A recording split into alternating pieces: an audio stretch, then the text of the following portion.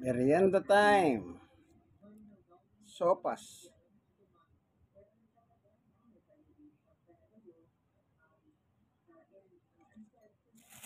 Pandesal.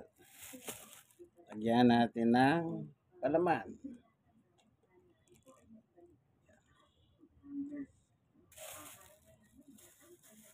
Merienda time.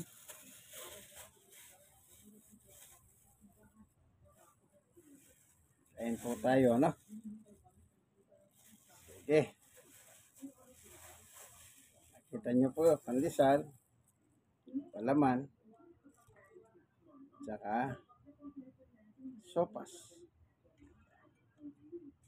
So, ito po ibigay ng Panginoon Diyos. Amen and amen. God bless us all. Bye.